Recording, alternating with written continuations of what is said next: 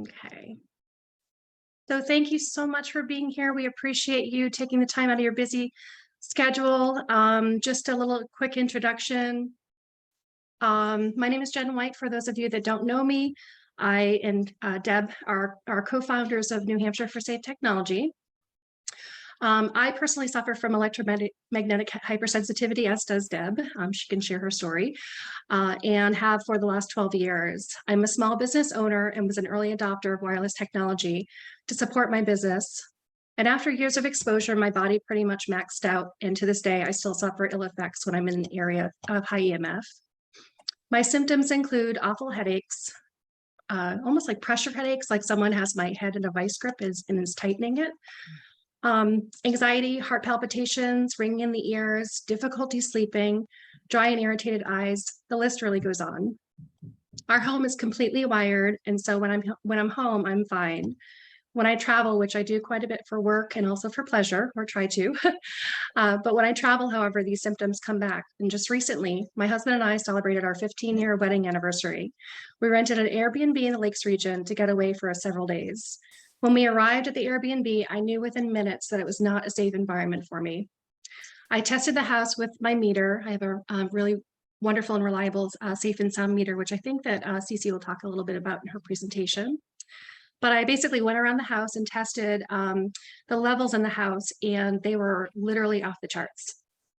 So we soon, my husband and I discovered soon after that the house was actually hooked up to a 5G internet system. After only about an hour of exposure, I had intense pressure headaches and literally could not think. It felt as though my brain were swelling. We went around the home and powered down both the modem and the Wi-Fi boosters that were throughout the house. Thankfully, the levels dropped way down, and after doing so, but even after just 1 hour of exposure, I was left with awful headaches, brain fog, and just overall fatigue for almost 4 days afterwards. The fatigue actually lasted a little bit longer. Most people don't even know the dangers of this technology, and that's why we are here, to inform, empower, and protect, and provide you with simple solutions to protect your health and also your family's health. Had I known all those years ago how this would affect me, I would have been able to mitigate exposure and maybe even live a normal life. We want that for all of you, and that's this educational series we offer. There is a lot to learn, so please continue to join us and also spread the word to your loved ones. Joining us today is our dear friend Cece Doucette from Massachusetts for Safe Technology. Welcome, Cece. Thank you so much, and thank you for collaborating and bringing this information out to the public. I'm so grateful. Absolutely. Deb, did you want to say anything before I introduce Cece, to give her a few minutes to take care of her things on her end? Or Oh, okay, sure. I'll quickly introduce myself. I am very important, Deb Hodgson here. Oh, yes. A big part of what we do. I'm also co-founder of New Hampshire for Safe Technology. I am sensitive to wireless, which I discovered about 5 years ago, kind of by accident. And I've made a remarkable recovery. When we hardwired our house, along with a bunch of other symptoms, I had absolutely no idea were related, like dry eyes, insomnia, all sorts of things that people just thought it was because I'm old or getting older. But in any case, when I figured it all out, and my first instinct was to try to save everybody, but they would think I was crazy, I forced myself out of my comfort zone and met with Cece, and she introduced me to Jen, and I contacted Rep. Abrami in Stratham, and he really was the only person to listen. And we were able to move forward as a group with the first New Hampshire bill, which was to establish the commission in 2019, where they wrote a fabulous report in 2020, and now introduced new legislation this year for setbacks of 1,640 feet. That's New Hampshire House Bill 1644, which is currently in interim study committee. So this is us still plugging along, trying to help people understand so they can make choices, because you can't make a choice if you're not aware that there are consequences and potential risks and options. So this is why we're here. Welcome. Thank you so much, Deb. So to introduce the lovely Cece, Cece Doucette helped her children's schools become the first in the nation to take precautionary measures with wireless technology. She is the director of Massachusetts for Safe Technology and works with schools, communities, municipalities, and legislators to address wireless radiation in public health. She is also the Education Service Director with the International Nonprofit Wireless Education, which offers affordable 30-minute online training for schools and families and corporate safety induction. Cece was honored to co-chair the technology panel for the Health in Buildings Roundtable Conference at the National Institute of Health and to present state and local policy at the International EMF Medical Conference. Cece was honored to excuse me. I think I'm missing a little part of that, but so thank you for being here, everyone. And I'm going to go ahead and pass the mic to our amazing Cece. Thank you so much again for being here, Cece. Well, thank you for that very kind introduction. I don't know how amazing I am. I just know I got a pretty good head start on most people. So if anything that we've learned here in the trenches can help others just say, oh, you mean there's a problem with wireless? How do we fix it? That's where we invite you to join the conversation. There's so many great things happening today in the whole background here that we want to share with you. So I'm going to go ahead and bring up a slide presentation. And we'll go ahead and launch that into view mode. Okay. Jen, can you give me a nod if you can see my slides? All Okay, set. great. Thank you so much. Okay, so yeah, I'm Cece. I had the privilege of earning a master's in technical and professional writing at Northeastern University. And like most of us, I had no idea there was anything to even be concerned with wireless. But once I did my research and I saw just how very real the harms are, I worked with our schools and we became the first in the nation to even have this little sign over here showing that there are things we can do to use this technology more safely. And then I went to my senator. She and I had worked together on our local education foundation and had, high regard for each other because, we're all just trying to do the right thing. And she introduced a bill here back in, gosh, it was way back in 2015 to bring the right minds together to take a look at this issue at the state level, and then let's decide what to do. And, with huge credit to Deb, she was doing the same thing in New Hampshire a few years later. And her legislature has actually done something meaningful. And I'm really excited to share that in just a minute. On this journey, I've had the privilege of connecting with many of the world's leading scientists and doctors whose life's work is researching this and healing people who have become harmed from environmental exposures like wireless radiation. So one of the scientists over in the UK and I have worked with other partners in the past, and we created a little nonprofit called Wireless Education. And we are putting together a very simple little course that anybody in the world who speaks English, maybe one day we'll have funding and time to translate to other languages, but we've distilled this big issue down to a little online course for schools and families that can be taken in about a half an hour online. And we also have another one that is meant for the corporate sector. So the folks at work, how do we help them to have all the technology they need, but without these great risk exposures that we all have today? So we are transitioning wireless education onto another platform right now, but we hope to be back online with the courses soon. But you can certainly go out here and poke around. I will be making my slides available, and when Jen and Deb send out their notice from today's webinar with the video, I always tuck my slides, we always tuck them into the video description. So anywhere you see a blue line in this presentation, you can just jump right in and go dig around and see what you see, because we don't want you to take anybody's word on this. We want you to go and look for yourself and just really know what these risks are. And more importantly, know how to reduce your exposure so you can have good technology without potentially getting sick. And then I recognized when a panel of experts came to our State House back in 2015, 2016, that there were many people around Massachusetts who knew about this issue. And it was just such an honor to connect with them, as well as world leading experts who came in to speak. And eventually we formed Massachusetts for Safe Technology. And I've spent the last couple of years building a website for us that has the science. It lists events like today. We capture what's happening in the local news and what we're doing at the state level to make our public agencies aware of this and try and make those important inroads. So anybody who wants to come on board and look and learn with us, you can go out to Massachusetts for Safe Technology. If you click the join us, even if you're not from Massachusetts, that'll just get you on my distribution list. So when we send out announcements and stuff, you'll be sure to get them. And it's just such an honor for me to partner with Deb and with Lori and Lori Schreier is another one who's been working really hard on this, but she's away for this month. But Jen and Deb have just been incredible in their efforts, not only to take the time to learn what was really making them sick if their doctors didn't know about it, but also to do what they needed to do and find the courage to change the way we're accessing technology in our own homes, because it is not an easy conversation to have with our loved ones.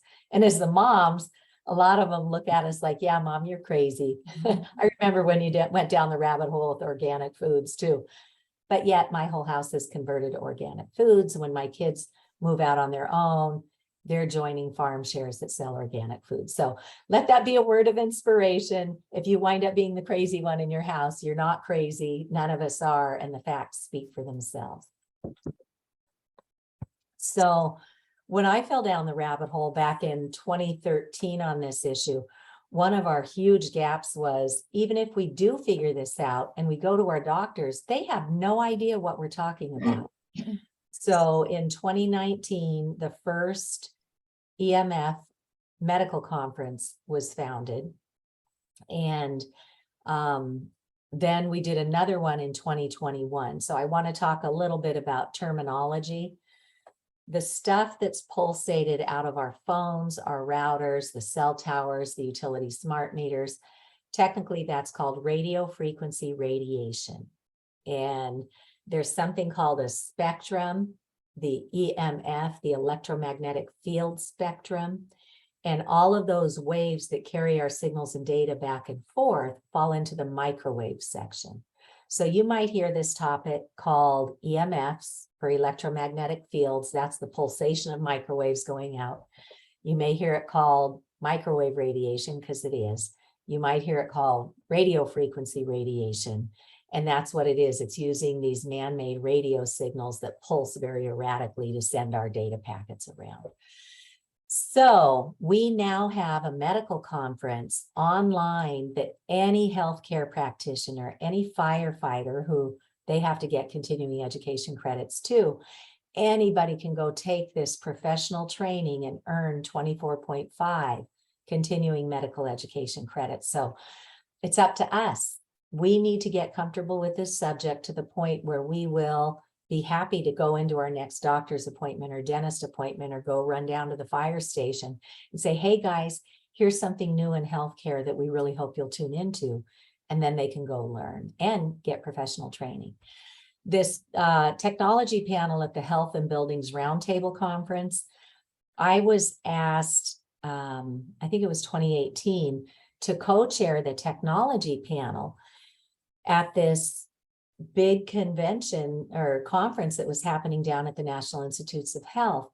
And we brought in leading scientists, leading industry leaders, the Environmental Health Trust, and Peter Sullivan, who's a gentleman who got really sick from wireless, and then both his kids wound up on the autism spectrum.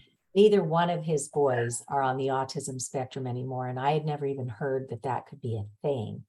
But it's and we're all biologically very different, but in some cases, people who are experiencing these difficulties, when you go on a digital detox and get rid of the wireless, you can still have access through hardwired internet connections.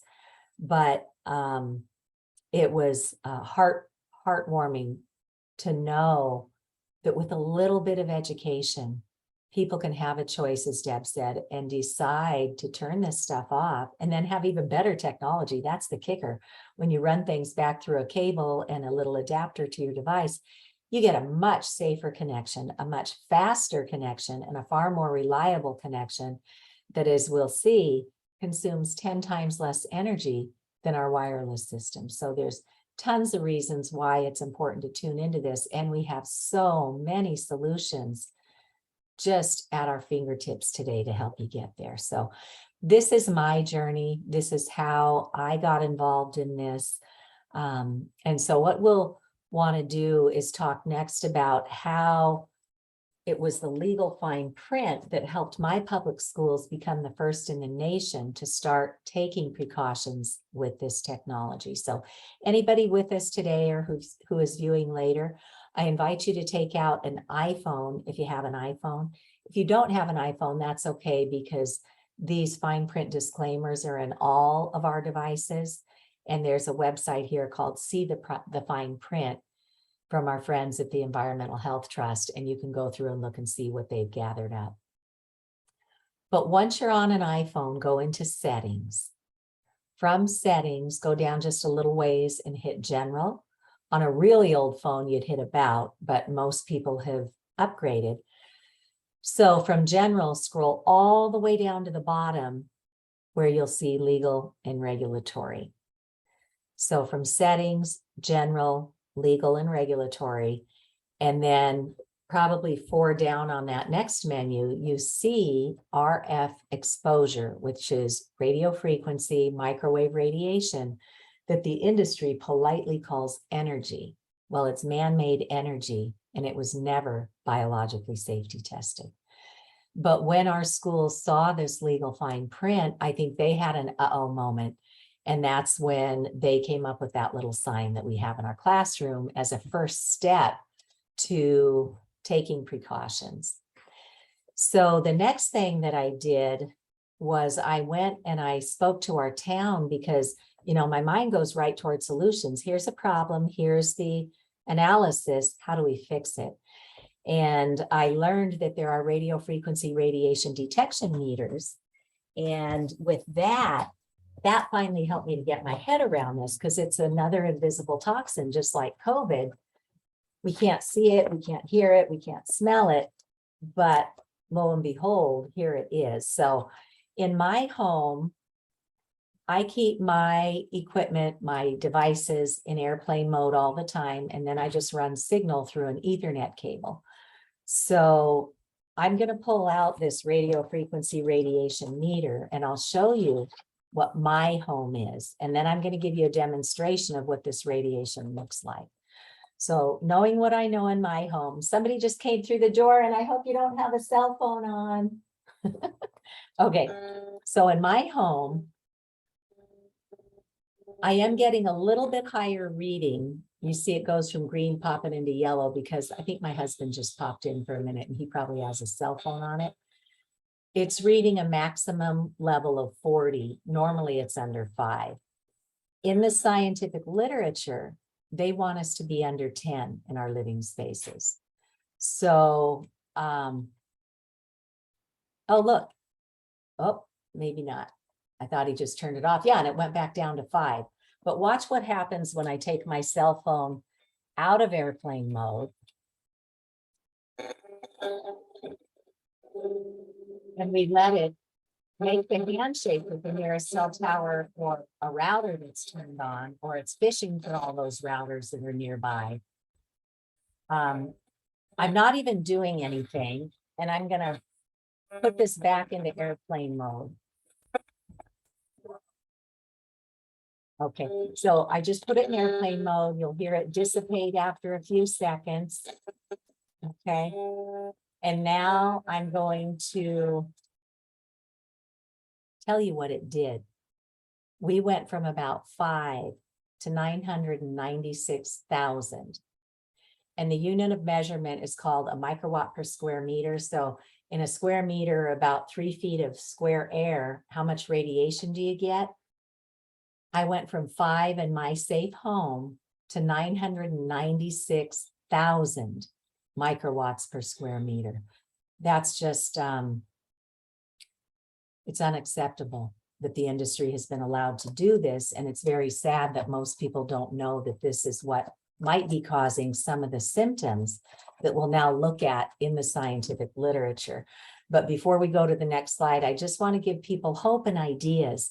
So when I figured this out, that this was an invisible toxin, I'm like, well, maybe we should get a grant and put a meter in our library so the public can take it out and just go walk around and see what your exposures are, which is really important today because of the Internet of Things. They want to put one of these transmitting antennas in just about everything to harvest your data and then target market you for their products. So we became the first in the nation. This again was not an easy conversation. It took me 3 grant rounds and educating each one of our select board members one by one before they felt comfortable enough with the facts to give me a grant to put one on loan in my meter.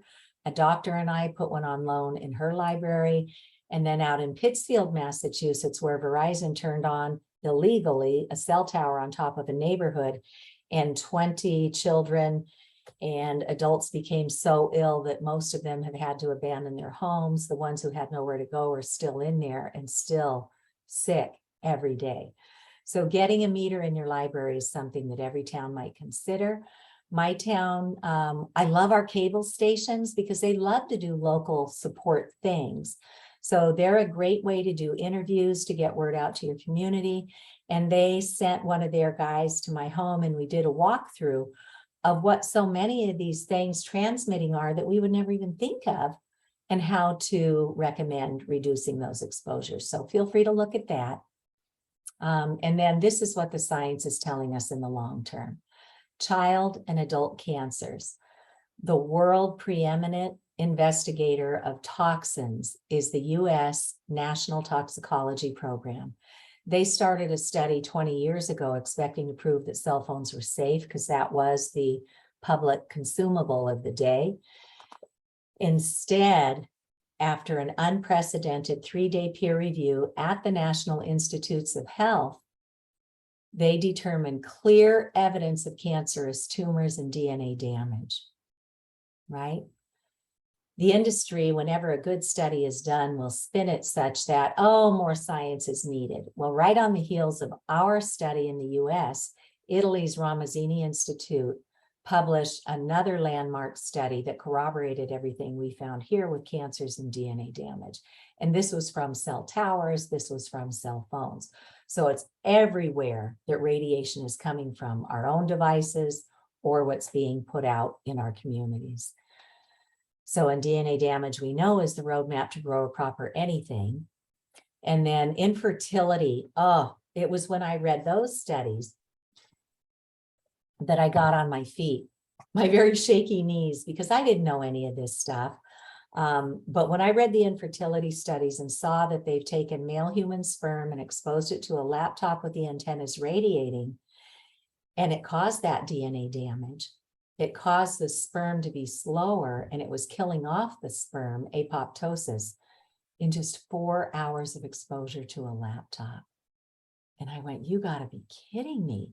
And since then, we have other studies that show that women who are using wireless technology, when they're pregnant, their babies come out having a lot more likelihood of ADD, ADHD, a lot higher increases in miscarriages. And when we look at neurotoxicity, I mentioned earlier, attention deficit disorder, ADHD. Dr. Hugh Taylor runs the OBGYN program at Yale Medical. And he has done some of the rodent studies because it's unethical to do these studies on humans. But he's done the rodent studies and he has shown in his scientific investigation, as has other scientists, that when you expose the pregnant mice to wireless radiation, those pups come out and they start like bouncing off the walls of the cage like a child often might with ADD, ADHD, not a care in the world, no concentration. And then here in Massachusetts, Dr. Martha Herbert founded the Autism Lab at Mass General Hospital. And she knows scientifically what this radiation does. And she knows what she sees in the families in her care. And she knows that if you do a digital detox and clean up some of the other environmental exposures, sometimes these children and adults and families with autism can have significant gains.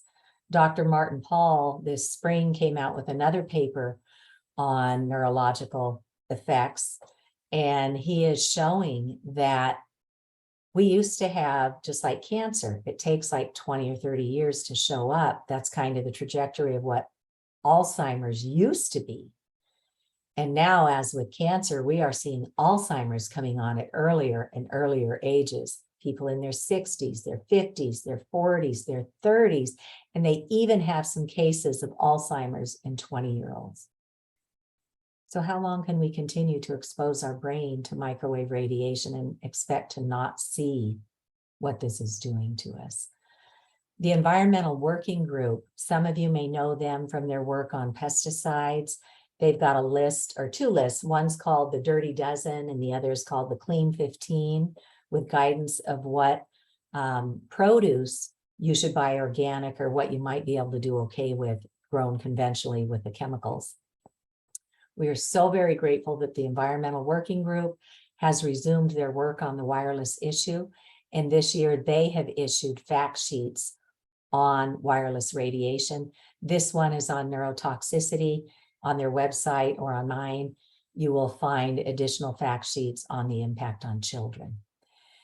And children are especially vulnerable, as this diagram from Dr. Om Gandhi, one of the research scientists, shows us. Children are not just little adults. Biologically, their skulls are thinner and their brain has a higher water content. And we know, just like with the microwave oven, this cooks the water, right? So when you put a cell phone up to the ear, these little head models are turned sideways and the little yellow thing is the ear. When you put a cell phone up to an adult head with a fully formed skull, you can see it's penetrating, the radiation is penetrating your brain and mine about a third of the way in. On a 10-year-old child here in the middle, that's going about 2/3 of the way into their brain. And on a 5-year-old, it's permeating almost the entire brain of a child. So these aren't toys. These should never, ever be given to a child while they're radiating. Simply download whatever application you want to keep your child busy with. We get it. We get parents are busy, and sometimes you need the electronic babysitter, but never, ever give a transmitting device. In the short term, folks recognize a lot of what we're about to talk about now. Please know that the Americans with Disabilities Act, our government has known about this for more than 20 years. And here is a page here that will tell you what the ADA recommends for accommodations and how to keep ourselves safer at work and at home. Insomnia is a huge one. Basically, what the science has figured out is that our bodies operate on the circadian rhythm, and the circadian rhythm is synchronized through light. So doctors will tell you it's critically important to get outside for that natural morning light that feeds our circadian rhythm to do what it does with all of our organs at all the different times around the 24-hour clock. And then at the end of the day, it's a really another good time to get out there and get the light naturally in through your eyes and your brain to do all this regulatory stuff. Well, what happens if we don't know any better is we leave all of this wireless pulsating in our homes. And when we try to go to sleep at night, the brain in the pineal gland is waiting for the lights to be off. In the wee hours of darkness, the brain releases melatonin that regulates our sleep. Well, guess what? If we have this invisible man-made light energy form that's microwave radiation, the brain still thinks the light's on. And so it doesn't properly release the melatonin to go in and regulate our sleep. And melatonin has another job that's really important. Our bodies are doing cell repair and regeneration every day. And melatonin helps to escort that cleanup debris out through the body. So if we don't get it right and we leave this pulsating microwave radiation, the brain thinks the lights are on. It dysregulates our body's ability to keep us healthy. And some people are fine today, but it's cumulative with dose. So somebody who's great today and says, I don't have to pay attention. What if tomorrow's the day where your body hits its limit? It's cumulative with dose. It's like a rain barrel that fills up and then it tips over into sickness. So the scientists will tell you there is no safe level of microwave radiation in the scientific literature. Stabbing, searing, headaches that doctors can't figure out. Nosebleeds, ear bleeds. My daughter in high school got a migraine, and I'm like, what kid gets a migraine, right? And then she was getting a lot of nosebleeds. Once I stopped circling my tail, which I did for many months on this till I convinced myself of the facts, then I hardwired my home, and her headaches and her nosebleeds all but went away. She was still in the school building, but at least at home, I had a clean environment for her to do proper cell repair and regeneration. So chronic fatigue, pain from unidentified sources, skin, heating, flushing, rashes. We have little antennas in the surface of our skin that are getting zapped by all these wireless transmissions coming at us all the time. Heartbeats that go too fast or too slow, depending on what your own body does. And then cognitive impairment is such a big one. As we age, we know we have cognitive decline, but we don't need any help in accelerating that. And we know that's what this does with wireless behavior. And then this is a neurotoxin. Anger, behavior issues from otherwise really good, sweet people that all of a sudden are flying off the handle. It's a neurotoxin. Here in Boston, we had some newscasts recently that children, when they got back into the classroom at 3 different schools, were literally beating on their classmate with a Chromebook. So we need to know this. We talked about the anxiety, depression, suicidal ideation. And we see huge impacts when we just personally choose to remove the exposures we have control over. And it's not just you and I. It's every biological system on the planet. Every living thing is disrupted by radio frequency. Our poor disappearing pollinators, it's not just the neonicotinoids. They're getting overpowered or directly zapped by the microwave radiation. The birds, when 5G has been tested, or when cruise ships have put 5G antennas on top of the cruise, we're getting reports of birds literally being attracted to that energy and then getting in close range and getting fried and just dropping out of the sky. Energy consumption, for anybody concerned about our planet from that perspective, we should know that wireless consumes 10 times more energy than the responsible solution, which is to bring hardwired technology, fiber, high-speed cable, copper lines, right to our premises, to the home, to the office, to the schools, and then just hook up with Ethernet cables indoors. And it's not rocket science to do this. I'll just show you real quick. On the back of your router, there's a little jack. Actually, there's a bunch of them. All you have to do is get those Ethernet cables back. And who knew you can buy these little adapters to simply plug in to your router, to your devices, and then just go into your settings and turn off the antennas. All of us can do at least those baby steps to start getting closer to safe technology. But there's a Greenpeace analyst in 2012, a decade ago, before we had all the more that we've been sold on lately, said in 2012, if the cloud were a country, it would be the 5th largest consumer of energy in the world. So that's what we've gotten ourselves into. So we've got to be very careful. And there's a whole host of other areas we can look to improve on, right?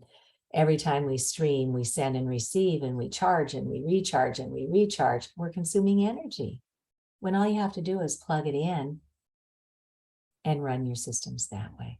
In the background, all of our apps are updating and updating. So let's get rid of the ones we don't use all the time and disable them, except for when we do want to use them. So they're not pulling energy to do updates in the background all the time. So that's the science. It's very well documented. I welcome people to go in and look for yourself because I know this is mind-blowing. One of the Dr. Lynn Patrick, who hosted that first medical conference, at the conference, she said, folks, we know it's like drinking water out of a fire hose when you first learn about this. So with my kids, I always said, if there's something that's really troubling you, go scream into a pillow, get that energy out, come back, and let's sit down and figure out what the issue is and what we might do about it. So what I couldn't figure out is, why don't we know about this? And then in 2015, Harvard Law School Center for Ethics came out with this amazing report, and it's free and online. You can just go look at it. Captured agency, how the Federal Communications Commission is dominated by the industries it presumably regulates. So that's the agency that's supposed to be protecting public interests, but they're not. Look at this graphic they chose. It's a revolving door on the cover of their report. We have industry and we have FCC commissioners who are like this. They're not representing you and I. And as I mentioned, the FDA is another captured agency. And when we have these conversations, people will walk away and go, well, I'm going to see what the World Health Organization says. And if you just do a quick search, you will get false assurances of safety because they haven't updated their website. Unless you know to go to this link, how would you even know that? Because the science has come so far from 2011, when they first classified this as a possible human carcinogen. Now we have the missing studies, the animal studies that show clear evidence of harm, but you won't find that on a general search. But we can bring you the link that says, look at this. They've actually reopened their investigation, and they're going to be working on it over the next couple of years. So that's what people need to know, but they also need to know, that there are two groups at the WHO. One is an industry front group, and the other is the real scientists trying to get word out to the public. So we can help you sift through all of that. But here again is what it looks like. It's not rocket science, folks. You and I, if I can figure this out, you can figure this out, because I didn't know any of this when I first got started. But I did learn, here it is, the back of your router. Look at these nice little Ethernet ports. Get a big long cable, run it to wherever you access your technology. Then you can get these little Ethernet switches, which give you your own connection to the Ethernet for all your different devices. Then you're not competing for signal. And then just get little cables and adapters and plug them into your devices, and then go in and turn off the antennas. You got to look for the cellular, the data, the Bluetooth, the Wi-Fi, the locator, the hotspot, and any 5G antennas if you didn't know any better and went ahead and upgraded to a 5G phone. But they're independently, each one that we leave turned on is always pulsing for a handshake with a cell tower or router. So make your choice. We know we need our technology. If you're out on the go and you need to make a phone call, keep that phone as far away from you as you can. Use speakerphone and turn off all the other antennas and only use the one that you need, right? Same thing in your car. I wouldn't advise going in a car with any kind of radiation in it, because you're in a metal box and that radiation's just bouncing around and you're the tallest thing in there. You're the beacon. So guess where all that radiation is going. So just get into the habit of using airplane mode and only turning on a mobile antenna when you need it. Otherwise, we have to learn to be patient and just use our laptops and computers at home that are hardwired, instead of everything all the time on the go at the instant drop of a hat. It's really quite freeing to get your life back when you decide that you're not going to be available to everybody every minute of the day. And then again, the landline phone is safe technology. You do not want those digital cordless phones. Those are toxic technology. But you can forward your cell phone calls to your landline. And then you'll get those calls on a safe device. So solutions abound, everybody, and we want to give you that hope. I won't spend too much time on the following set of slides. You can come back when you're ready to digest a little more information, but I do want you to know what's out there for you to learn from. So I'll spend the next 5 or 10 minutes showing you additional resources. The utility smart meters are a bad idea. They transmit microwave radiation. The signals can hop on, remember, they like metal. They can hop on your house wires or pipes if things aren't grounded properly or shielded, and that can turn your whole house into a big microwave antenna. We know from stories all over the country and the world that they are taking the cheap money on getting these installed, and they're not properly installing them in some cases that can lead to fires, explosions, etc. And the industry here wants to gather up your data and sell it. That's another revenue stream. And for some, privacy is a huge issue. But at the medical conference, they said when these utility smart meters go in, that's one of the leading causes of sudden onset microwave sickness, and especially in homes where you live in a multi-unit dwelling, like an apartment or a condo, and they put an entire bank of these on the wall or underneath in the basement, some poor resident's unit, and they have no idea why their health has just crashed. So this is a big environmental justice issue. We've seen that play out in one of our environmental justice communities here in Worcester, Massachusetts. And there's a really good TED Talk by Jeremy Johnson, who is a Silicon Valley engineer, and his wife was a medical doctor, and their health crashed when a bank of smart meters showed up. And so now Jeremy, bless him, has dedicated his life into being available to doing consultations remotely with people. And he's got an excellent website. So he's a good resource for us all. So we talked about our personal devices. We talked about the smart meters. The other sources that are out of our control are the cell towers and now the 5G small cell antennas. But here's a good resource. This is my research repository, and I like to just help people connect the dots. So come in and see what these dots are, look into what resonates with you, and then understand that we need to know where these antennas are. You can go to a website called antennasearch.com and put in an address, and it will often return to you a 3-mile radius of how many of these big antennas are either on cell towers or mounted on buildings nearby. So that's the first layer. And beware, it's unsettling if you live in a major city, how many thousands or hundreds of these you might see. Now, they have monetized about all they can do with the big longer waves that are carrying our 3G and 4G signals. All that's left to monetize in this thing we call the electromagnetic spectrum are the teeny tiny little waves, the little millimeter waves. So there's money to be made there. So the industry is now introducing 5th generation technology, or what they've nicknamed 5G. They're promising faster entertainment downloads, smart cities, super highways, etc. And if we take a look at who's buying up the entertainment industry to promote these faster entertainment downloads, and Jen, I just learned something today. My guilty pleasure is Dancing with the Stars. My sister-in-law and I watch it every time it comes back in season. It's our happy place. Well, it's owned by a network that's owned by Disney, and they just took it off the main network, and now you have to pay to watch Dancing with the Stars. And I went and looked it up, and what I found out, Jen, is that as part of their incentive for people to get 5G systems inside their home, they're offering a certain length of time where you get Disney Plus for free, and Hulu, and some of these other services that have been promoted out to the public. So when Jen said she went away to try and have a lovely anniversary celebration with her husband, and the bed and breakfast had 5G in the house, this is what they're doing. And the wireless industry is buying up the entertainment industry. So 5G doesn't replace 3G and 4G big waves. It's a whole additional layer of toxic technology.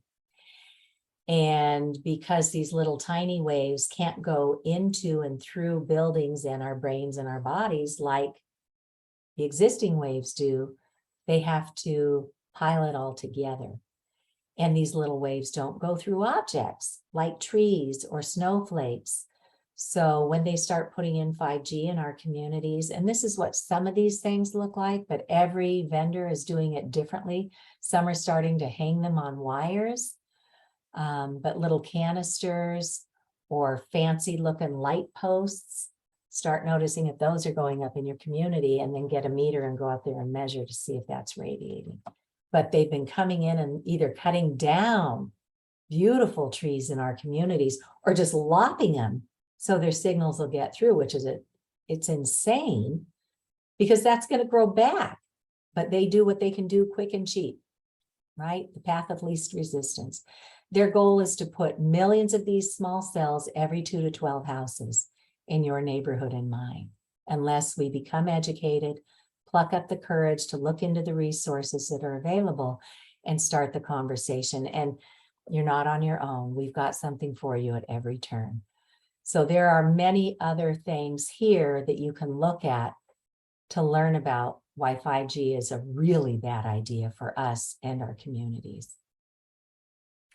Here's a project that if you do get one of these Safe and Sound Pro 2 meters, if you want to be a citizen scientist and go take readings in your community, Dr. Magda Havas has started a project, and a bunch of us around the world, just citizens.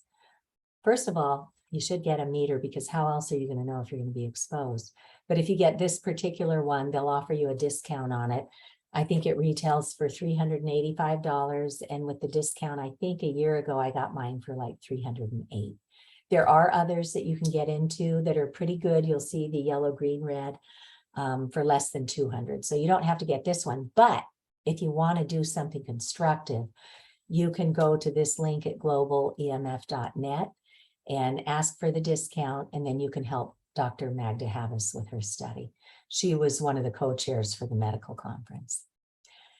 Outdoor measurements, the science says, look, if you're not standing right under these exposures, you might do okay if you're at 1,000 or less moving around outdoors, presuming you have a safe space at home so your body can fix itself after you've been exposed. But here's some readings of what we picked up in New Hampshire and then here in Boston, where they put these beautiful looking wrought iron posts. These are cell towers right at the curb, right on top of people. So we need to start talking to our towns to see, and you know, we don't want to cause any trouble.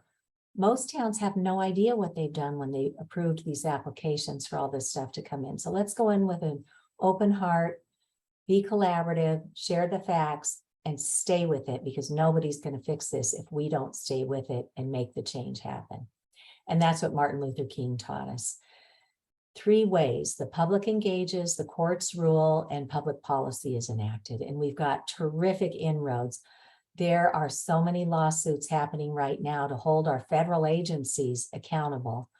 Motorola and Murray, that's happening right now. People can call in and listen to that right now. But here in Pittsfield, I mentioned that cell tower that caused people to have to literally abandon their homes with nowhere to go.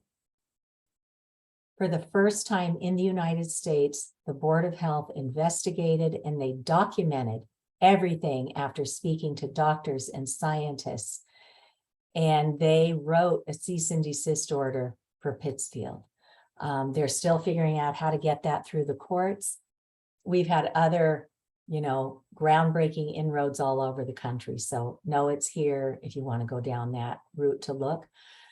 Huge thank you to Deb and to Lori and to Jen, who I had the privilege of meeting at the State House in New Hampshire after Rep. Brahmi being the first legislator in the country to go do his due diligence and say, wow, here's an opportunity to do better. He writes this incredible bill that says, why have Lloyd's of London and Swiss Re and others already put exclusions in their policies? They know this is big tobacco, this is asbestos. They won't cover for damages. So guess what? That leaves our towns holding the bag unwittingly, unless we teach them to do zoning code that will protect our towns. Why does that legal fine print that we reviewed earlier say to keep it away? Why is the FCC ignoring this? And we know why. They're a captured agency. Why don't they account for biological effects? Why do they only say you have to have heat when they allow this much radiation, and we know the harm is happening at hundreds of thousands times less than what they're still pulsating at the public. So God bless Rep. Abrami and everybody who's come out to do this. We got a law passed in less than a year. My bills in Massachusetts and other people who have introduced bills in Massachusetts have been languishing for going on 8 to 10 years now. So we are so grateful for New Hampshire leading the way on this.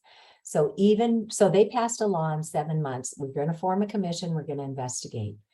Even when the pandemic hit, they still held to their commitment to meet their November deadline to get this report out. They interviewed the scientists, the doctors. They brought the industry to the table to hear what they had to say.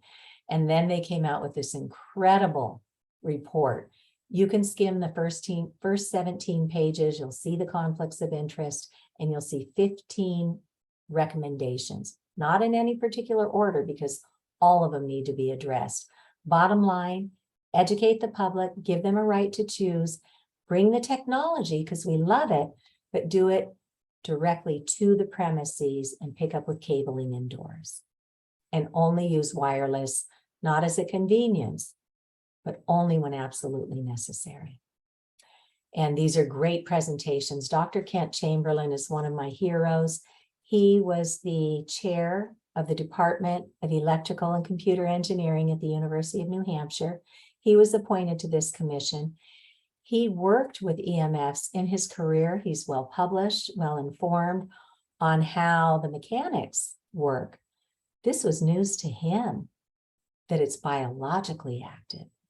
And so he's had a complete about face, and he wants to help get information out to his industry and the public. And so he's got a really good presentation here and here with the slides. And the first step that the New Hampshire legislature has taken from this commission is a bill that's active right now. And we're going to be on the steps of the Legislative Office Building on Monday morning on the 26th of September, which is a week from today. And we would just love it, even if you're not 100% sure about this, if you think there's something here, we invite you to come stand shoulder to shoulder in solidarity with us to say, thank you, New Hampshire. Thank you to this committee that's looking at this. And we're here to support you because it's scary for them. They're sticking their necks out there, and we want them to know they are not alone. So please come out on the 26th of September to the Legislative Office Building, which is the one right behind the Gold Dome Capitol building. This is where the legislators work. And we'll be there 9 o'clock, and we will just share information. We'll have, tell stories, share the facts, and then they're having a hearing at 10. So we'll go into the building. Those who want to stay, those who can only come for a little bit, everything is fine. Come and just show that this bipartisan bill is really important, because none of us wants a cell tower on top of us, like what happened to Courtney in Pittsfield, and her children and her neighbors and her dog, and all the pollinators have disappeared in their neighborhood under this cell tower. So here's another presentation Dr. Chamberlain did. The first one that we have in our slides was on the New Hampshire report. This one specifically addresses the science telling us that there's a death and a neurotoxicity slope that starts coming down at around the 500-meter mark, which is 1,650 feet. It doesn't actually catch up to the general population death rate until double that. But 500 meters might be a nice compromise to at least keep them from showing up right on top of us.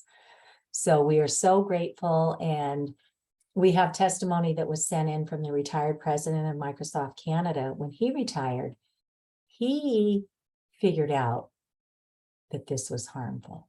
And in his testimony, which you're welcome to read his full 3-minute testimony statement here, wireless technology is no longer advanced technology. It has outlived its useful life as a main source of connectivity. So we want connectivity, but we don't want to be radiated. So the hearings in New Hampshire are all recorded or have been up to this date. And you can go listen to people telling their stories You can hear what you're up against if we don't learn this and then find the courage to speak up. So lots has been happening. The industry comes into our towns when these applications are being reviewed. And they tell our towns, oh, that's just the NIMBYs, the people who don't want this stuff in their backyard, not in my backyard, NIMBY. But it's not. That's another lie from the industry. And with great gratitude to our friends at Americans for Responsible Technology, anybody can go out there and see there are more than 150 groups already all over our nation that are working on this issue. And these are the kinds of things our towns need to know. But here's a little bit of what we've done in Massachusetts around cell towers, and people can dive into that. Here's a picture of the kids, Courtney's children. They've been fighting this season after season, and they just want to go home. Okay. But here in Boston, we've had a lot of activity. Burlington, Massachusetts became the first in the nation to say, if we allow this application, you industry have to come back every single year and recertify that that small cell is still compliant with federal guidelines. We don't have the money to do that ourselves. So you're going to have to pay our town to bring an expert in to do an independent review of every single one of those cell towers that you put into our community. When the industry heard that, they actually withdrew their applications. So the industry has been telling our towns, there's nothing you can do. It's the law. You have to let this in. There is a law, but there's a lot our towns can do. And we're so very grateful that Americans for Responsible Technology gathers up all of these best practices like Burlington. And they have a template that you can take to your town and say, we need to get our town zoning and planning and attorney together. And if the town attorney has no idea about telecom law, then you need to bring in an expert. There are experts. I know one is Andrew Campanelli. For $8,500, he will review your town zoning and tell you exactly what you need to start legally protecting your citizens. And that's short money for what towns pay for this kind of advice. So there are resources at every turn. In our schools, the industry promoted their 21st century classroom, and lo and behold, guess what? We all started radiating the children with the wireless infrastructure in the school. The wireless access points, the smart boards, the minis, the Apple TV, the Chromebooks, the iPads, all of it with not one shred of safety training. Ironically, the New York Times did a series of articles that talks about how Silicon Valley executives are sending their children to schools with no technology, not wireless, not hardwired. They know a child's brain does not develop in front of a screen properly. They need to have real connection with their teachers, their families, their peers, and the environment. So technology can be a learning tool, but we've got to stop being pushed into having it be the only solution and get the wireless radiation out. And we have ways to open this conversation. Tech Safe Schools launched recently. They've got a legal letter. They've got a health letter that you can send to your schools. They'll send it on your behalf, and then you just follow up with your schools. Our little course, the Environmental Health Trust, has a ton of fact sheets and postcards and all sorts of great things, and others are already working on this too. So just know these resources are here for doctors, for nurses, for any healthcare practitioner, for first responders. And this was an output of that Health and Buildings Roundtable Conference. There's a paper here that tells us truly for our towns what does make a healthy and safe and advanced indoor environment. So all this is here, and just know, even at the home level, you know, if you're not a do-it-yourselfer, there are experts who are certified and trained to come in and measure any of the environmental exposures from mold to VOCs and the electromagnetic fields. So there are people you can hire. We wish there were many more out there, but if there's not someone near you, many of them do consultations by, you know, Zoom or phone. This film is now available through Amazon Prime. Most of our libraries have streaming services, and many have this in the collection. That's a really good way today to sit down with your loved ones and bring your neighbors in. Do a living room screening of Generation Zapped. And then you'll know that you don't have to know everything. Just watch this film and then start the discussion. Award-winning film, best documentary at the Women's Independent Network, at the DC Independent Film Festival. It was part of the United Nations Film Festival. And look at this, it is starting to come mainstream. Bert Wolf does travel shows on PBS. He's done 2 episodes already. 28 minutes, you get a good education. And then there's this whole toolkit with our friends at Americans for Responsible Technology that has all of these templates. They've got yard signs if you want yard signs. They've got letters to the editor. They've got a little flyer you can give to your neighbors. If you're worried about cell towers taking down your property value, they've got a sheet on that. So everything's been done for you. You just have to start the conversation. And it's not just the radiation. The excessive screen time is leading to addiction. And when we're addicted, we're not doing all the other things that left us with a balanced life. So I love this little poster here, 50 ways to take a break, just reminders, what should we be doing? And then the earth, every living thing is supposed to be connected to the energy that we get for free from the earth, right?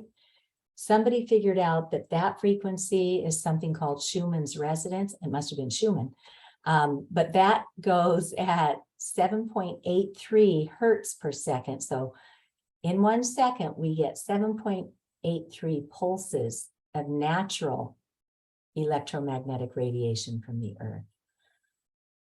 But what we've done now, now we're talking megahertz and gigahertz. Mega means 1 million times per second. And we're supposed to be peacefully over here at 7. We're getting whacked with, millions. And then gigahertz means billions of times per second that this stuff's going bam, bam, bam, bam, bam. So it's up to us to figure this out, go back out. This Earth Prescription book shows walking on the earth. That's lovely. But I live in the Northeast and I can't do that for half the year. So I love this book by Dr. Laura Conover because she's taken it season by season. How can we ground naturally when we can't even be warm outside? So I really love that book. And then look at all these resources to take to our towns. I won't go into them now, but I do want to point out that our government, the Centers for Disease Control and Protection, they already have a really good model for what's called ionizing radiation, and that's what's used by the sun and the gamma rays and X-rays. Well, we'd never leave ourselves or our loved ones exposed to that for 24 hours a day. Now we need to move the ALARA principle into what's called the non-ionizing, non-thermal radiation. That's this man-made Wi-Fi stuff. So as low as reasonably achievable. That's something we could all aim to get to. How can I look and learn and then make my personal choices to get to as low as reasonably achievable instead of all Wi-Fi all the time bombarding us? So that should be our goal. So next step, again, we want to get these bills done. I can be brought in to do public education sessions anywhere, either in person or by Zoom. But we, our friends at New Hampshire and Massachusetts for Safe Technology, we're giving our time to you. Not because we just think it's fun, because we'd rather be doing all the other things in our life that we're taking time from. We're doing this for you. And thank you guys for being here. But we're going to do these sessions. We promised ourselves twice a month now through this legislative session. In January, we'll see what they're going to do with this bill, and then we'll reassess. But we think that it's important for the truth to come out. And while public policy and lawsuits catch up, we just happen to think that everybody should have a right to know today. So that's why we're doing this. I've written a fact sheet with the Massachusetts Department of Public Health. Should have been out in 3 months. In 2016, they buried it, and it's now been 6 years. But your town, your state might be the one to take this and launch and actually implement it. So we're here to help with any kind of training we can offer. So every one of our towns, technology is here to stay. If our towns don't have a tech safety or a tech wellness committee, that can be something we can suggest to our towns. We can inform them about the radiation from these smart meters and make sure as a first step, they allow us to opt out of those and just use an analog meter like we always did.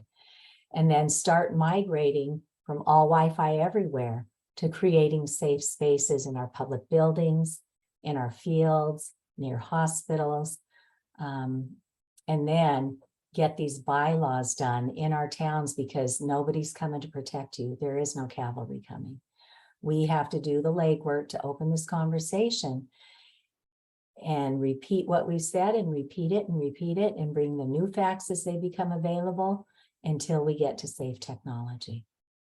And again, this is that attorney, Andrew Campanelli, who is literally every day, all day, every day, reviewing town zoning to get your zoning as strong as it can be. And again, it's cheap money for a town to bring him in to do that legal work.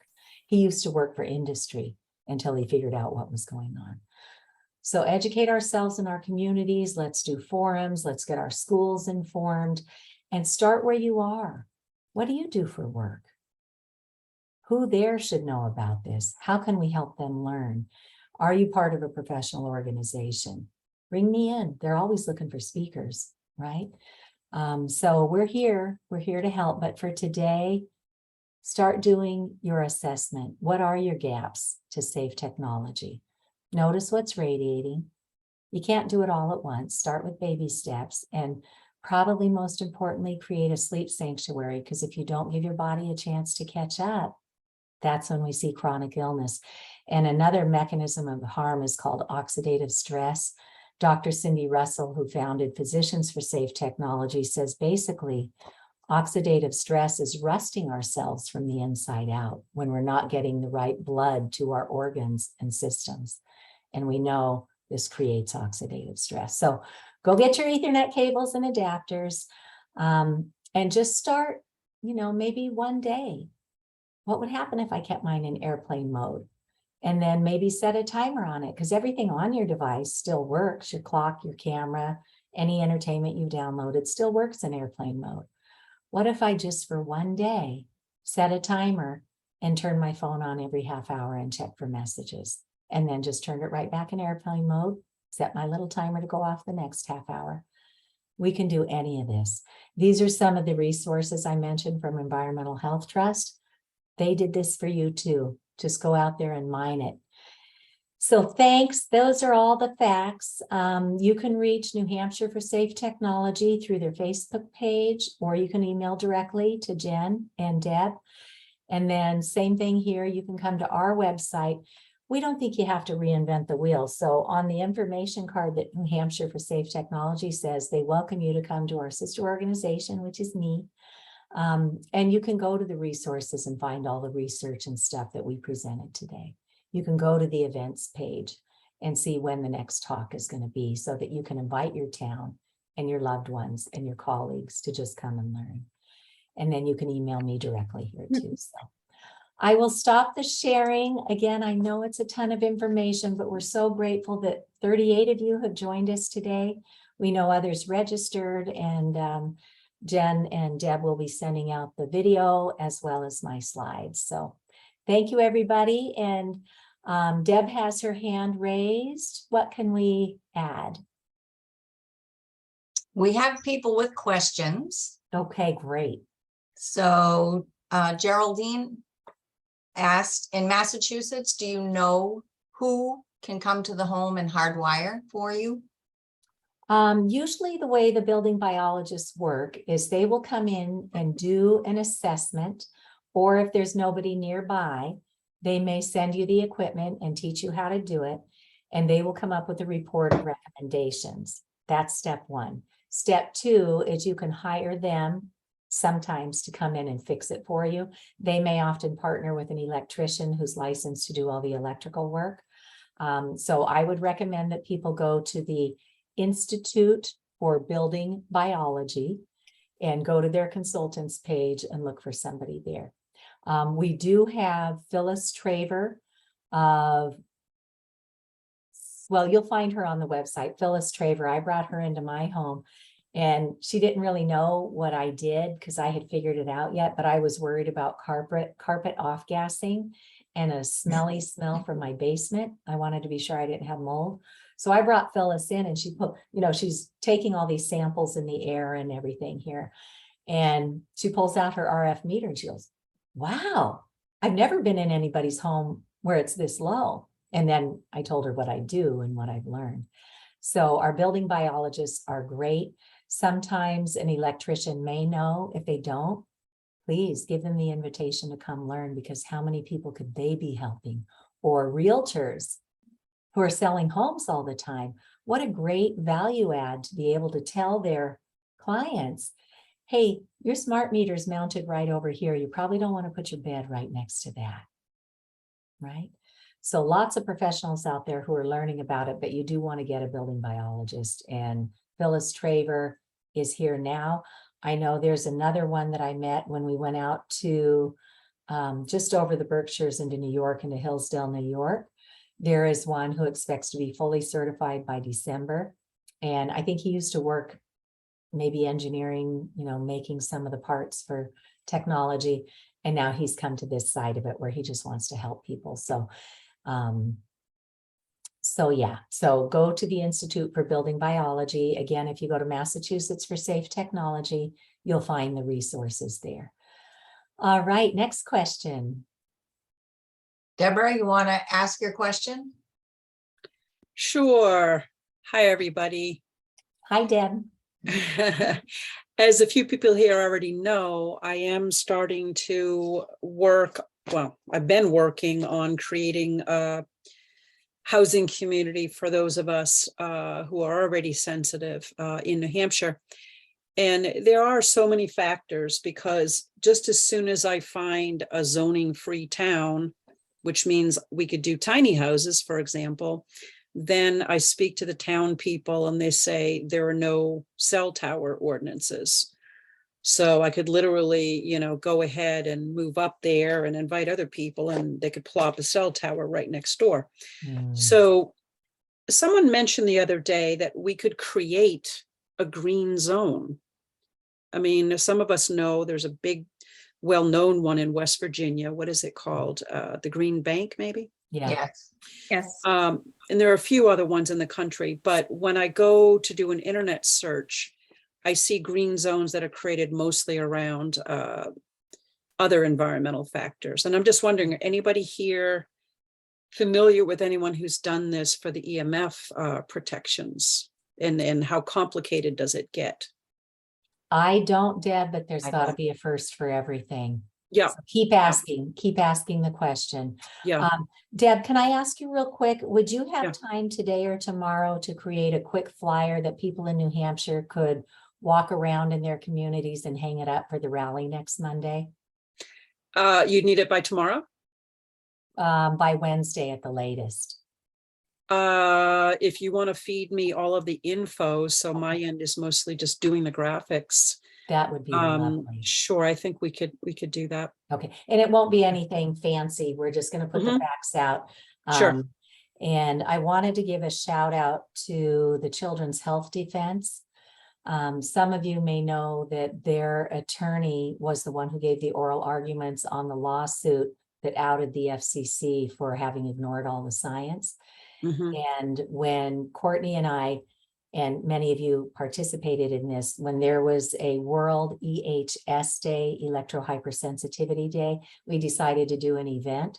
And the attorney from that lawsuit against the FCC reached out and said, hey, if it would be helpful, I could probably talk to some people at Children's Health Defense and maybe get you on one of their television programs so you can promote the event. And I said, wow, what an opportunity.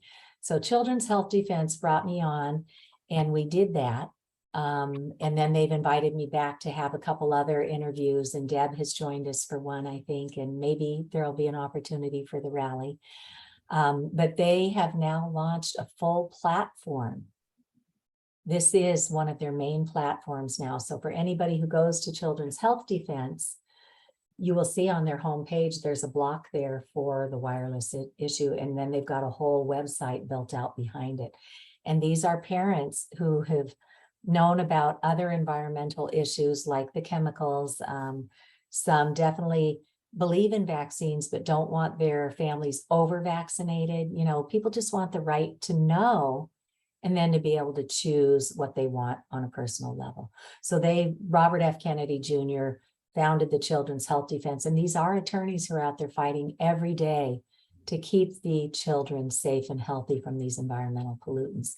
So I met with them on Friday, and they're going to see if they can start promoting this out too. So if we're able to get a flyer done, we'll send it out to the list that Deb and Jen are using.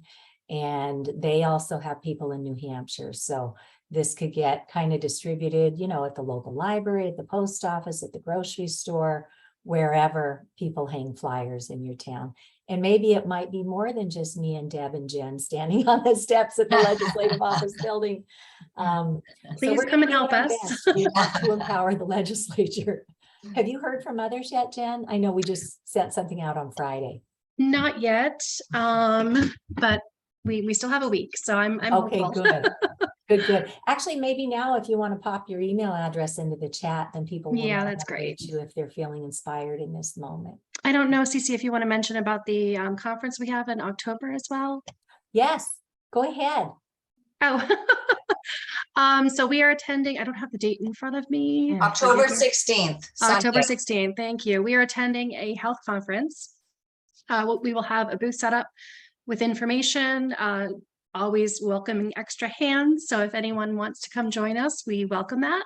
Cece will be giving a talk. I'll be there sort of manning the booth for as long as I'm able to, depending on the levels of EMF in the room.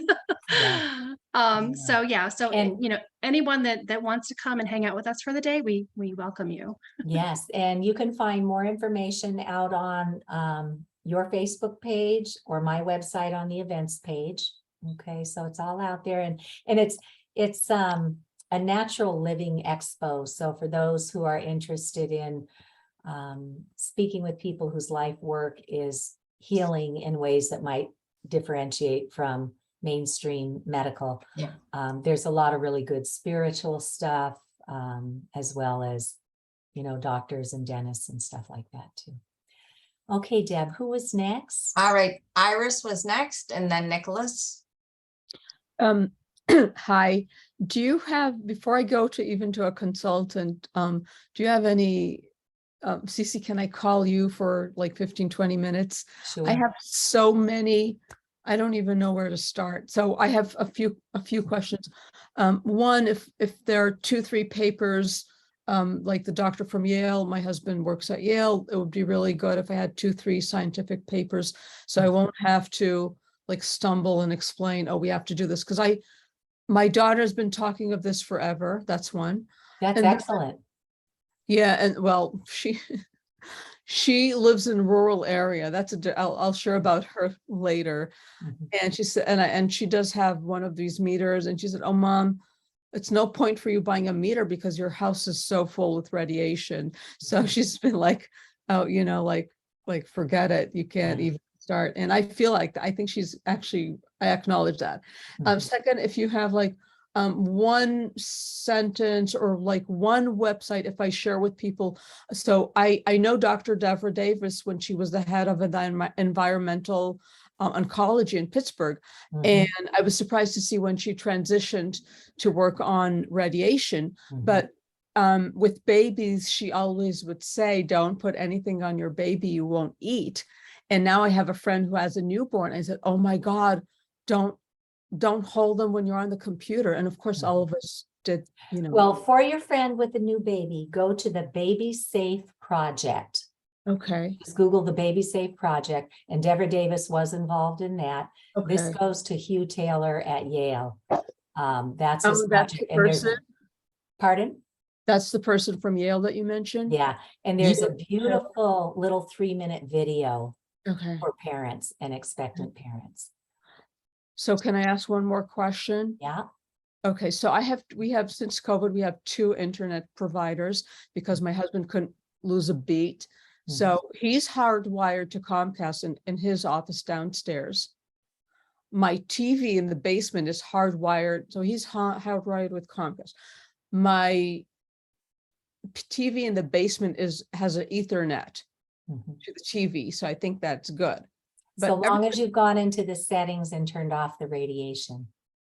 settings, so go into Yeah. settings. Go into settings and look for the wireless connection and disable whatever you've got in there. We had a radiating TV and it didn't have an Ethernet port in it.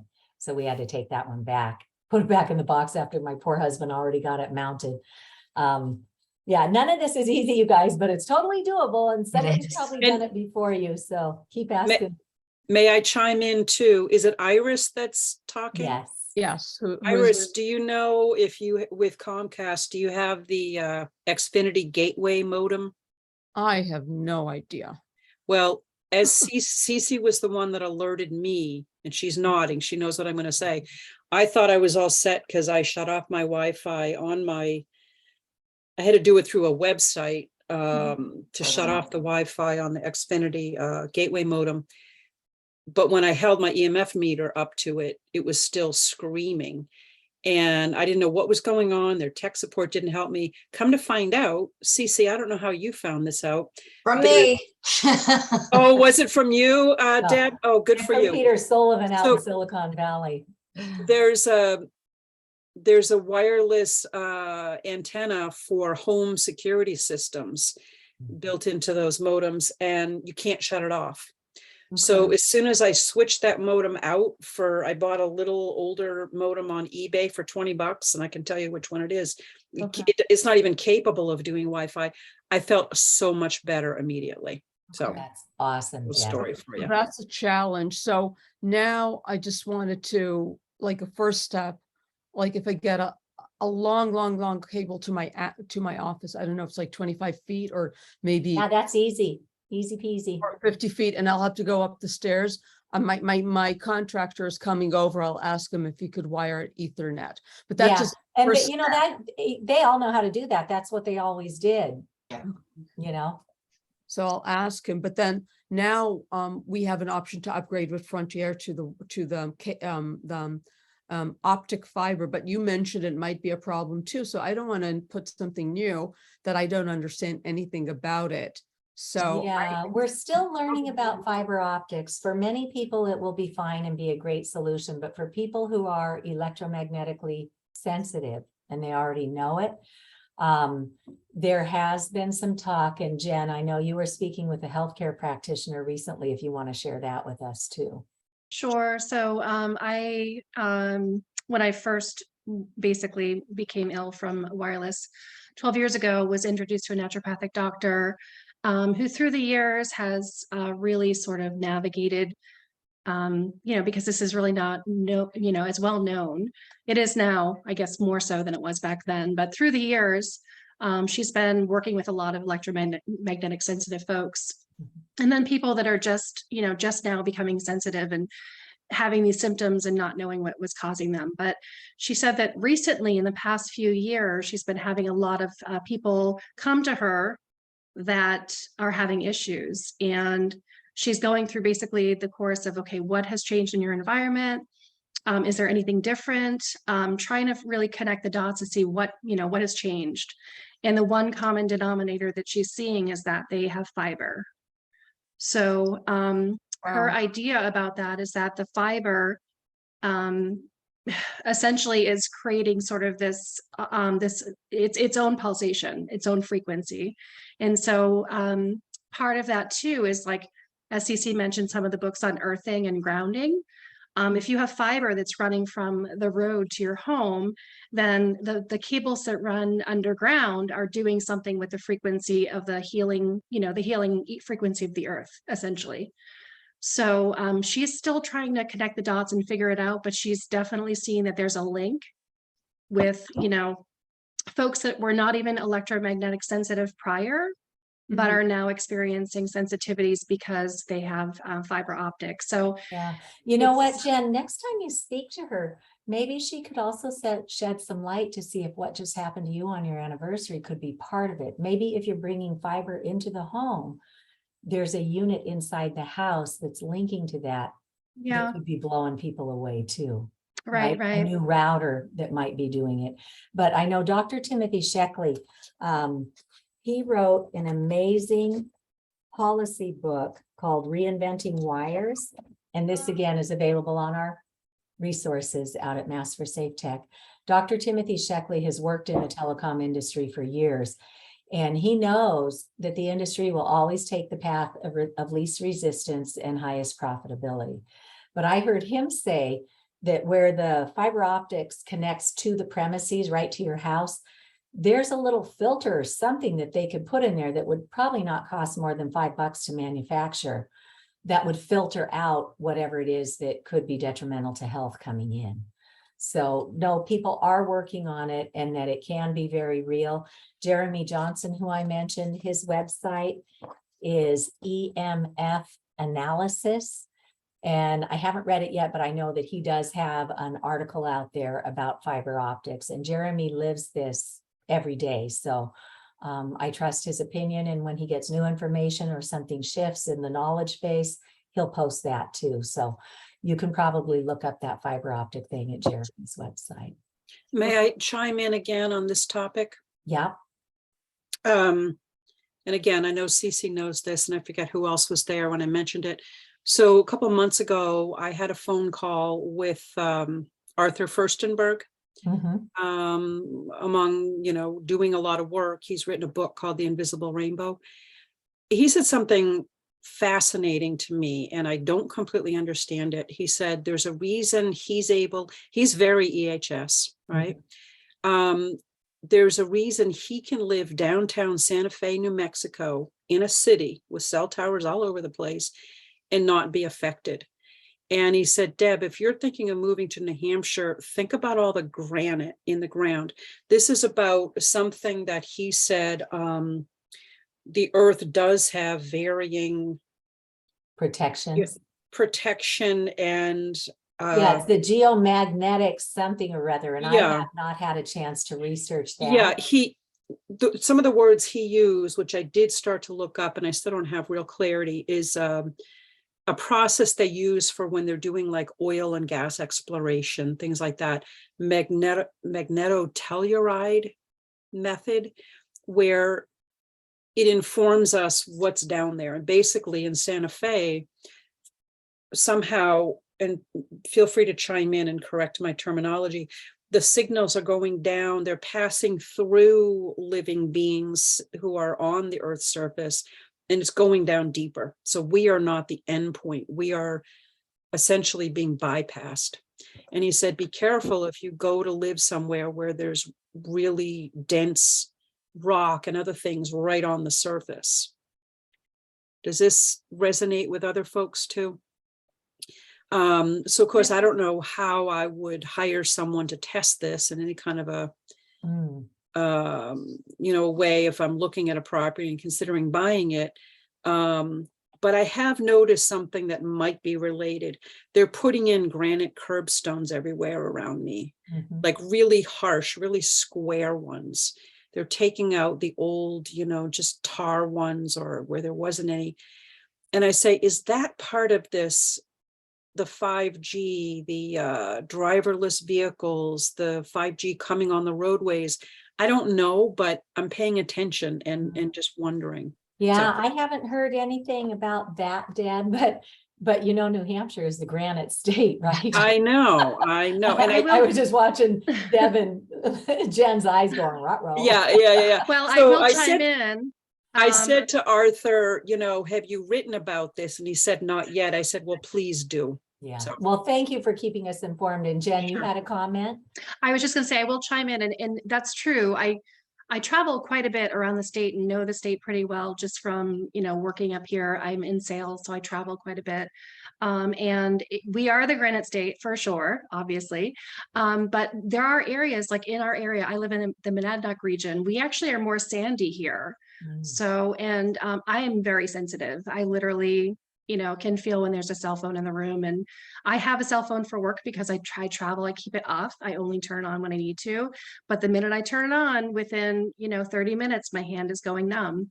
So I'm very sensitive and am able to live in this area very successfully and not have any sensitivity. So I think just be careful about where you look.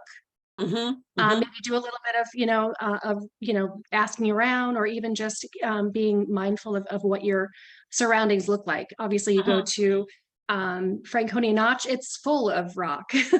Yeah, Maybe that might yeah, not be the area you want to look. So, but I'm happy to be a Yeah. resource and help in any way. fabulous. Thank you so much. Absolutely. All right. Any All right. other questions or comments? Nicholas had his hand up earlier. Hi, Nicholas. Hi there, can you hear me? Yes. Yes. Okay, perfect. Thanks so much for all this information. One thing I'm kind of tracking is the speed at which education takes time. Education's great, but it worries me that by the time, we're able to kind of slow the brakes on some of this technology, it's too late and they're on to the next bigger, faster, more harmful thing. So one thing I know a lot of people are having success with is doing like notices of liability. I didn't know if you're kind of familiar with that. My thought is it feels really aggressive to like go after these schools and these folks who they're not the issue, but they're ultimately the one hosting this equipment. So I was just curious if you had any experience with that locally. Just thoughts on like, what's that is such a great thought. So I mentioned to you that our schools became the first in the nation to even have this little sign hanging in our classrooms with best practices. And although that was such a wonderful example for others to look at and say, hey, look what she did in her school, maybe we could do that here. It, in the end, has been a shallow victory because they never turned off the Wi-Fi and they're not protecting the kids. That was to cover their legal backside. And so we have had some court cases. Our schools are still waiting for higher ups to tell them what to do. And when I got to the bottom of what a higher up is, it could be our Department of Public Health. I've written fact sheets for them and they've done nothing. It could be our legislators. We've written legislation in Massachusetts and they've made inroads. We need to see them go further. So New Hampshire is the first one because, when you think about our poor schools and all these kids whose educational process has been so disrupted from the pandemic, and then we radiated them even more by giving them a device to go home with and not teaching them to use it safely. When we come and talk about this issue, they are like deer in the headlights. And what we discovered, at least here in Massachusetts, is the industry penetrated at the state level to push technology into the curriculum. And they made all these sweetheart deals to get the iPads and stuff, right? They know once you get a child addicted to a product, they will likely stay with you for life. Once you get a kid on your consumer list. And it's a great revenue stream if it weren't so toxic. So we have to, Dr. Cindy Russell from Physicians for Safe Technology phrases it like the hamburger approach. We need to educate and activate the grassroots, but we also have to keep informing at the top and somewhere we meet in the middle, right? So that's why we're just so grateful to our friends Patty and Doug Wood, who they have a grassroots environmental education is the name of their nonprofit. And they have won an award from the EPA for the incredible work they do to try and protect our kids from environmental toxins, like getting the pesticides out of the schoolyard.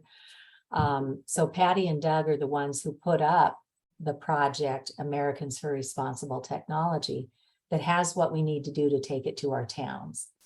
They also have tech safe schools. So you might have some fun going around mining what they've got on their website, because they do have the legal risk that our schools are up against. And I think where that might start coming into play in the legal arena at the schools is when a child becomes ill and needs accommodations. that school needs to be prepared or get sued. So that's probably what might be one of the things that's going to come up next. Our hope is that New Hampshire is going to do something meaningful. So what's going on with that New Hampshire bill today is this. The setback bill was introduced in January. We had hearings January, February, March. They're hearing all this. They're bringing in the industry hired experts to come in. And again, these committee members are good people. They're giving their time and service. New Hampshire legislators don't get paid. They get a $100 stipend and haven't taken a raise since the 1890s, I think. And taxes are taken out of that. So most of them are in there to do right by the public. There's always going to be the ones who want power, who want to, you know, have favor with these industries. But most of them are good people, but they don't know what to do about this. So we're collaborating with some of the attorneys. We're going to bring some ideas forward and we're going to see what we can do. But from where I sit, educating the public is one of the most important things to do, because if only one person goes and talks to your schools about this, good luck. That was me. They swept me right under the rug. Our superintendent actually said to me, when I went to him with that national toxicology program, and I said, look, they have determined clear evidence of cancer and DNA damage. And he just went, Cece, you're only one voice. So don't go it alone. Learn, have a Generation Zap screening with every parent, grandparent, guardian, kind-hearted soul you can find, and learn together. And then as a professional, well-meaning group, collaborate with your towns to do this, because the teachers are getting sick too. The administrators are getting sick. So today's a really, you know, I was almost a decade ago. Everybody's done so much to make this conversation flow much more easily today, but it's never going to be easy. But we're way better than we were when I fell down. Deb. I just wanted to add, when he asked that question, my first thought was the Tech Safe Schools project, because that's what they do for you. If you give them the information for the schools, they send out that liability information to let them know. Yep.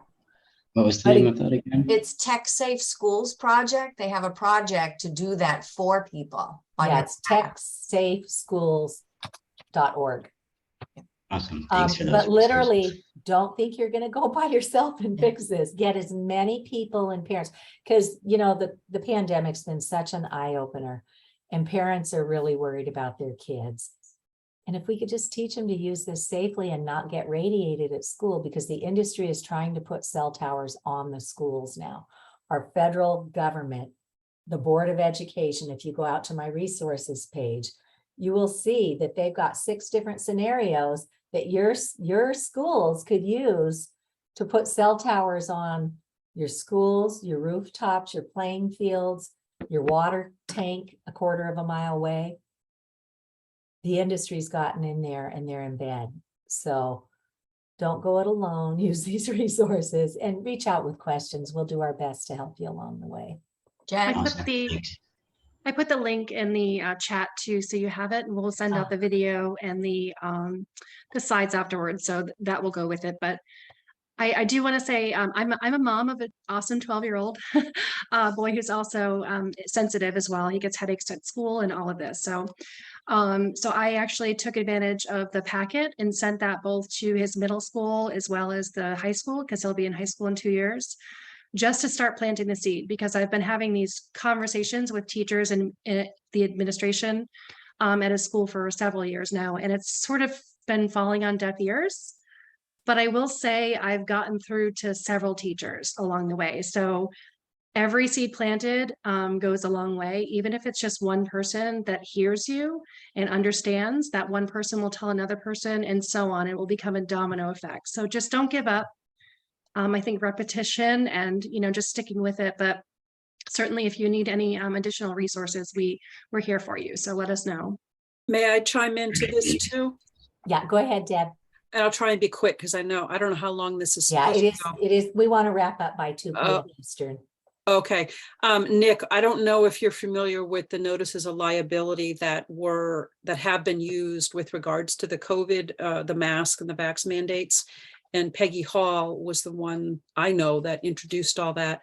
So yeah, when you serve a notice of liability to a government official, you're letting them know that that they have a surety bond. Most of them do. Is this what you're familiar with? Yeah, Yeah, exactly. and I know people personally who have filed those here in Massachusetts. And it puts that person on notice that, hey, your surety bond is going to get a claim from me because you're violating your oath of office and you're doing something unconstitutional. And, with the wireless issue, if they're doing harm to the kids or anybody else, yeah.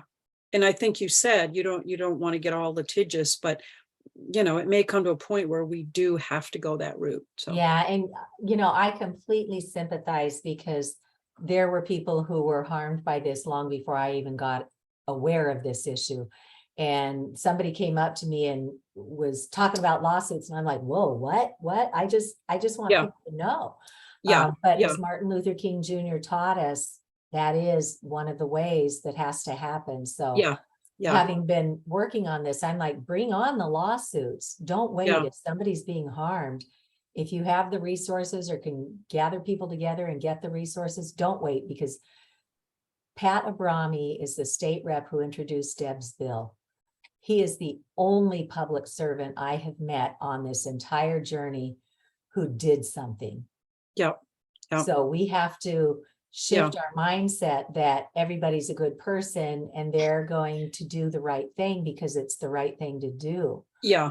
Yeah. Our public servants, by and large, are not public leaders. Right. So that And puts the most of onus them on are us. just doing their job. They're going to pass the buck. Yeah, and they're good people, but they've Yeah, only it's just been given information from industry.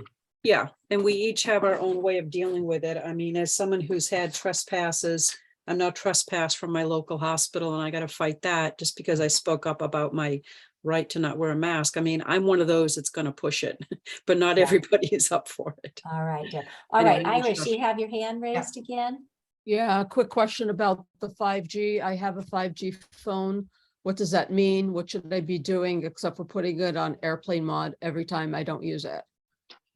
That's about it. Is she able to Keep it turn on off the airplane mode. antenna on fine. that? I could, Cece, do you know if she can turn off the 5G Okay. capability, but still have the functionality of the phone? I think so. When I went down to the phone store, I used to have my husband's old beat up Samsung Galaxy 3, I think from 10 years ago. And they're recouping the 3G bandwidths, the signals, to repackage them into other uses, probably 5G. So we get a notice saying that I've got to go get a different phone. And I took some time to educate the guys at the phone store, and one of them had just upgraded to a 5G phone.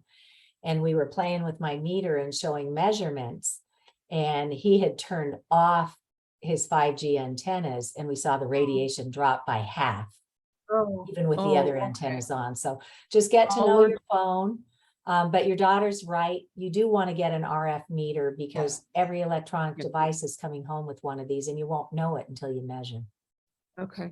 So I have two more quick questions. Just to clarify that I understood, you don't recommend to talk on the phone while driving at all? No. Because That radiation hits the metal and bounces back again and wallops you twice or 5 Okay, million times. okay, I have one more question and then a comment. So one more question is, I have a landline from Frontier, but the guy years ago said it's not a real landline. It's not really wired. It works on something. And and he said, you have to call the company because most technicians don't know that. So I still don't know what he meant. I think I know what he might have meant. So I'll give you an example. In 1996, we had a big snowstorm and we lost power for 36 hours. We had no electricity. I could still call on my landline for emergency services or check in with whoever I needed to. that signal came through a copper wire to my home. Okay. Industry has gotten in there and convinced our towns that they don't need to maintain the copper network because that's expensive for the industry to maintain in comparison to just bundling everything up into their triple play with phone, cable, and internet. And that is all electricity dependent. Yes. So it's a raw deal. So- So like last week, our internet service provider went down from 3:30 in the afternoon till early in the morning. If I were here having a heart attack and my cell phone was dead, they've really sweet talked their way into this one. Yeah. So the way to check if my phone is hardwired is if I have my contractor come and disconnect the electricity and see if it works or not. Would that be You a don't even hint have or to do not? that. You could go down to your panel and shut everything off. And then see if it works, then I'm hardwired. Is that, Mhm. I have one in the basement. So, Yeah. okay, just one comment. So I'm more, I heard the second time I'm hearing you within a month and I'm more scared than I. Right? You were before. at It really, Nancy's group when I presented to the Women's Network? yes. Well, welcome And back. I did reduce, I have hearing aids and I turned off the Bluetooth and I use them on a Yeah. minimal basis on my hearing aids, and I am also going to use the these, and I really regret buying those fancy, really expensive Apple Earbuds. what- Yeah, you know, They're- somebody, Sheena Symington runs the Electrical Sensitivity Society. And I was on a call with her recently and she said, you know what happened with those earbuds is they became a status symbol. And so that's why the kids really all want to have those earbuds. It's a status symbol. And it's a cool thing, right? So we have to shift the mindset now that cool is not radiating ourselves, but cool is a hollow tube or an air tube headset that has nothing but rubber and plastic up towards your head. And these only cost like 20 or 30 bucks. Air tube So or it's hollow tube. It's not the Apple ones? No, because the No. Apple has a wire that starts at the plug and the wire runs Oh. all the way up to your head. And then it's So- transmitting the radiation from your phone and it's picking up any ambient radiation Okay. that's going by. So is there a link for that too? Or how are these called? Can I Google that? Yeah, you can Less Google, EMF, I think. yeah, lessemf.com. They're air tube headsets. Okay, got it. Iris, also, I think you were looking for a checklist, sort of Yeah. where to start, and I did put a link in the chat. But if you go onto the Environmental Health Trust website under resources, there's some really awesome one-pagers. Really just simplifies things on how to, where to get started. Shutting your Wi-Fi off at night, turning your phone on airplane mode. Just really simple things that you can, simple steps you can take to start the mitigation process.